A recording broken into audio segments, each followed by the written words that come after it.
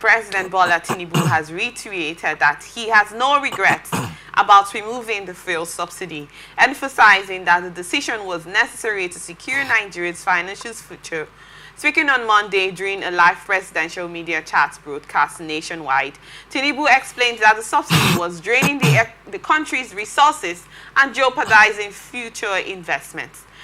We are spending our future, we are spending our generation's fortunes. We are not investing, we are just deceiving ourselves. Why should you have expenditures when you don't have revenues, he asked. I don't have any regrets in removing the fuel subsidy. We cannot spend our generation investments. We have no choice. Otherwise, we are headed for the slippery slope, financial disaster, not just for us, but our children. Do you agree with the president? He made a presidential speech yesterday considering the stampede and the fuel subsidy removal. But I want to get your thoughts about this. What do you have to say? With maximum respect, it is the president himself, the petroleum minister, that is deceiving himself and not Nigerians. Let me say this to our leaders.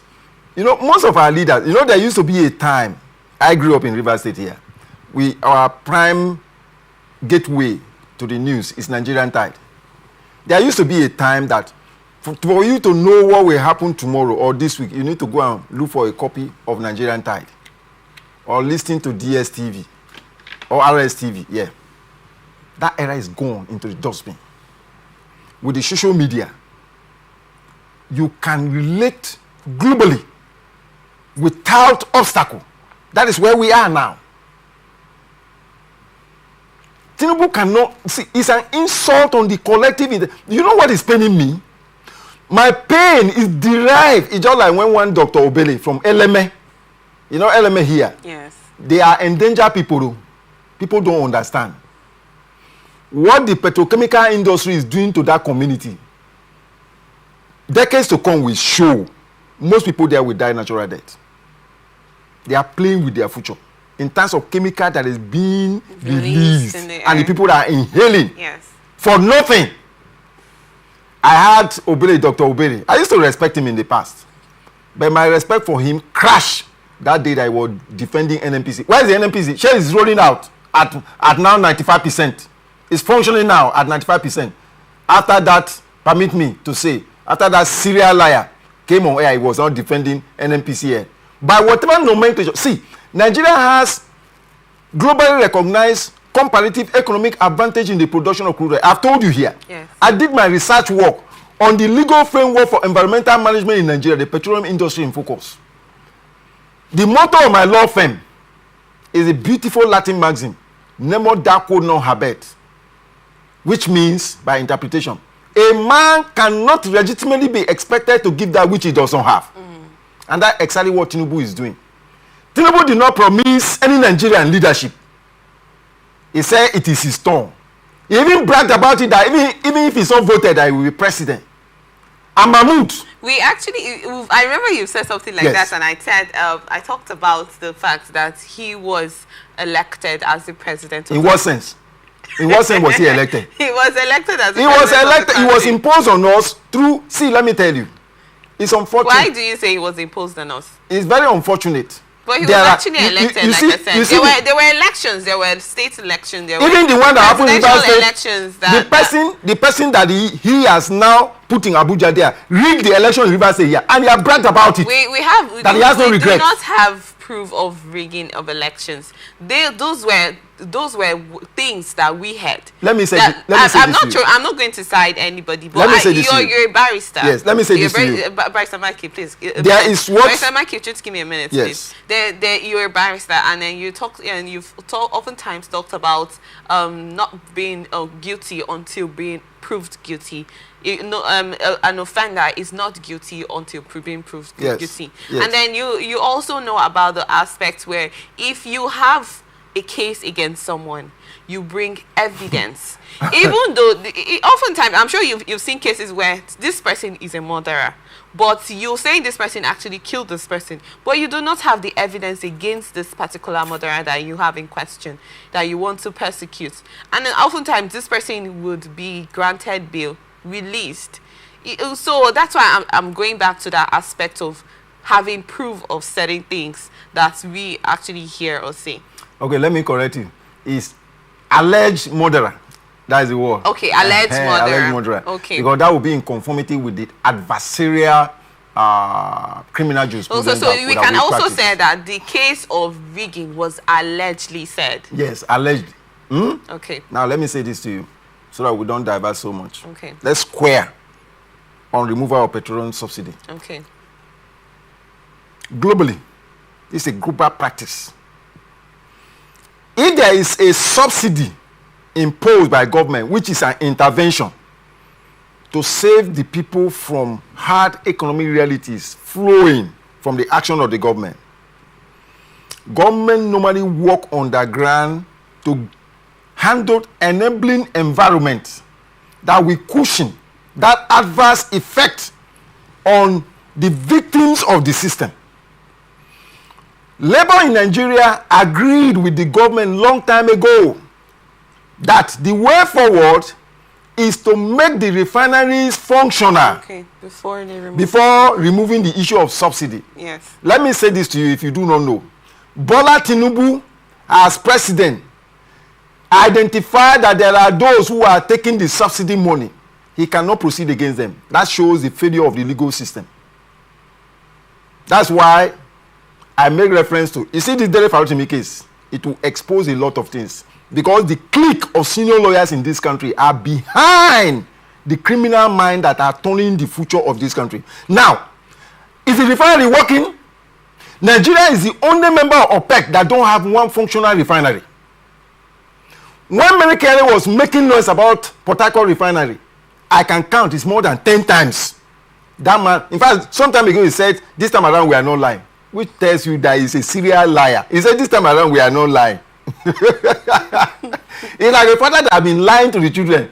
And as soon as the father is saying something, the children are looking at one another and say, Daddy, you hear the father saying, this time around, it's not going to be like the past. Okay. Which means he has admitted that the children knows who he is. This time around, we are not lying. He's going to come on board. What has happened to the Port Harcourt refinery? That show of shame, just like Nigerian Air. It's only a place like this, a jungle. That's why I tell you that when Mazi Nnamdi Kanu call Nigeria a zoo, he's being kind. Because in the zoo, things are organized. You're also Nigerian. Yes. So do you accept to be part of the zoo you're trying to mention? See. But that's not part of the discussion. I actually wanted to ask you, Barrister Manki, do you think that this subsidy has actually affected? I know you're trying to make a point here, but I want you to make it in an open air. I want you to elaborate, make it more understandable. This fuel subsidy that was removed by the president, Bola Tinubu, do you think that it caused more harm or good? Has it been to the benefit of Nigerians like he mentioned? It's to the benefit, it's his benefit. The wife, the son, who Nigerian security agents can pursue somebody who insulted the son and hunt down, and not that of Nigerians. Let me say this to you. Like I mentioned, the principle of Nemo Dako no habet. Nobody should expect Tinubu to give what he does not have. What did he do in Lagos? It's increasing of tax. Right? And that's what he's trying to impose on Nigeria. Do you know that major oil companies are going offshore? Do you know what is happening offshore? Up there? Outside the face of Nigerians? We don't have any justification. They should thank God, but they are delaying the inevitable. We don't have any justification for somebody to talk about a liter of fuel going for 1,000 naira. No justification whatsoever. Do you understand me? By virtue of the fact that NNPCL has reduced the fuel price to 900. In what sense? In what sense? What are they producing? NNPC are being paid for not refining a cup of crude oil. What is happening in this country is pure scam. And the day of judgment is coming. That was why when Lagbaja died, I did not have a pity for him.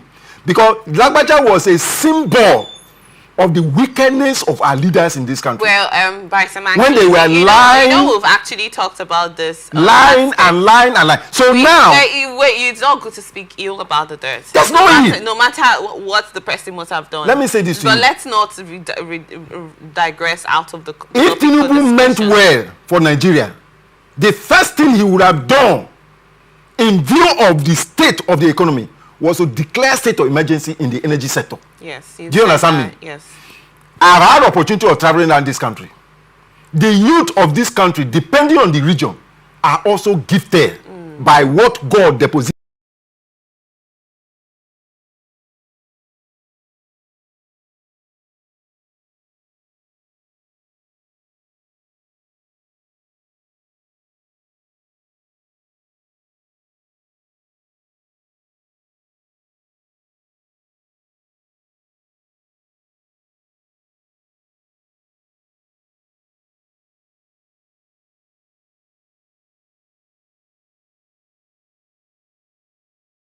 Brothers and sisters who were deceived, I use the word deliberately, deceived by the government, and most of them borrowed money to set up modular refineries. When they finish that refinery, it is expected that government should have been able to order NNPC to give them crude oil for purpose of refining at subsidized rate. Do you know what the government did? The NNPC, who is representing Bola Tinubu, who is the petroleum minister, because that is what they are doing. And let me give this expose. This is my own concept. Where majority of their stolen money was invested was in what do you call it? Dangote refinery. If you check Dangote refinery, you going back to saying things like stolen money. We do not have. You're a barrister. Let me say this to you. When you say things, you should be sure that certain things you say are with proof. Did I tell you here? There are certain things that have evidence backing up those claims. You can allegedly say them, like you corrected me from the other statement I made. You do not have the proof of the fact that those monies were stolen. So I'm also trying to make us understand it here. So that's their legitimate made money. People who were supposed to be in charge of the commonwealth of the people, to manage it for the override good of the people. Okay. I told you here that nobody knows how much a state governor earns. Yes. Do you understand? If they tell you don't know how much Nigeria is making from offshore. Now they use unequal law to steal the oil and gas from their real owners, who are the oil and gas producing areas. After using unequal law to steal this thing from their owners, while in the west and in the north, the resources that God gave them, they are mining them freely. Of course, you know that Zamfara mine is gold. Now, that aside, okay, use this crude oil. If you understand what is going on, if anything evil before any of our leaders, you will not shed tear. Instead of giving these people crude oil to refine, as I'm talking to you now, task force is killing our youth in the oil producing areas. But they are illegally producing those petrol. That is what they claim. They know that even this law they are standing on is standing on its head. And let me say this to you. I have a very classic example that I used to give to people. By divine coincidence, I was in the Federal High Court some years back. I saw a young man that was brought to court. What was his crime? He went to Creek Road to buy coal fire to do wake keep for the father-in-law that died. So they caught him, that is civil defense, caught him with his, I think, red Jetta or so, and took him to their distance. After the day I went to court, that was the day we were being arraigned. Several years on, I was also in court the day judgment was given. Several years? Several years on. Though he was discharged, but by then, the civil defense confirmed that his Jetta car was written off. Do you understand? Gone. He did not know about the burial of the father-in-law. What was his crime? That he was dealing in petroleum products without license. I sitting here, I am one person that disagree with the idea and notion of using law as an instrument of oppression, suppression, and repression. And that's where we are now. That's why people like Dele Farotimi can be charged for a law that does not, for something that is not known to law, because in Ekiti State... You talked about, Obele, that they are releasing air, most of this bad air pollution into the air in LMA.